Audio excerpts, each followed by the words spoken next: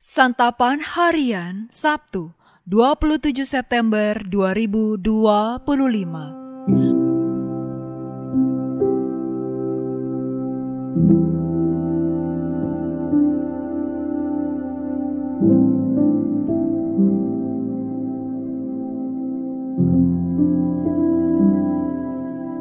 Inilah program Santapan Harian, sebuah program yang mengajak Anda menelusuri isi Alkitab agar Anda menemukan makna firman Tuhan sesuai dengan konteksnya.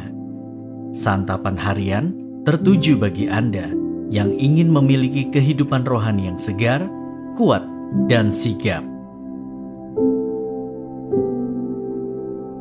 Hari ini kita akan membaca Lukas pasalnya yang ke-19 ayat 45 hingga ayatnya yang ke-48.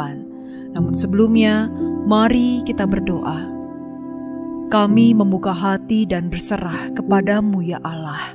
Mampukanlah kami menerima firman-Mu serta melakukannya dalam setiap langkah kehidupan kami.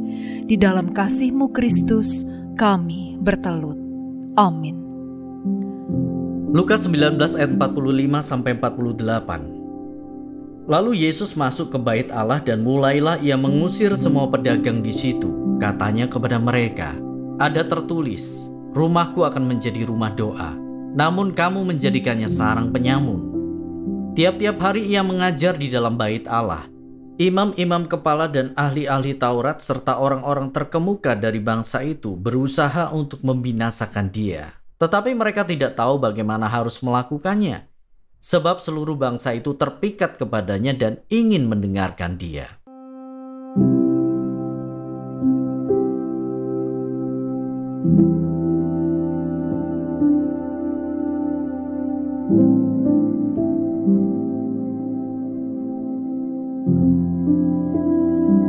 Sahabat Santapan Harian, kejahatan yang paling mengerikan adalah kejahatan yang dilakukan di ritus sakral agama. Terlebih lagi ketika hal tersebut dilakukan oleh para pemuka agama. Kenyataan inilah yang kita lihat dari bacaan kita hari ini. Para imam kepala, ahli-ahli Taurat dan orang-orang terkemuka di negeri itu berusaha mengakhiri hidup Yesus. Barangkali hal ini dipicu oleh kekesalan mereka akan sikap Yesus yang merusak bisnis mereka di bait suci. Juga menyakitkannya kata-kata tajam Yesus yang secara tidak langsung menyatakan mereka penyamun, padahal mereka adalah para pemuka agama, ahli kitab, dan orang-orang besar yang biasa mendapatkan hormat dari umat Israel. Namun oleh mereka, kesucian bait Allah ternodai. Pelataran khusus di bait suci untuk orang asing berdoa malah mereka jadikan tempat bisnis yang menguntungkan mereka sendiri dan merugikan orang banyak. Tidaklah heran, Yesus menegur dengan sangat keras. Mereka adalah para tokoh agama dan tidak seharusnya hal tersebut terjadi. Bait suci tidak hanya seperti tempat bisnis, bahkan tempat yang merugikan orang banyak. Mereka seperti mengalami perampokan atas nama Tuhan dan ibadah. Akan tetapi, teguran ini tidak membuat mereka bertobat. Malahan mereka berusaha mencari celah untuk dapat membinasakan Yesus. Bayangkan, hal ini direncanakan para tokoh agama dan dilakukan di tempat paling sakral umat Israel.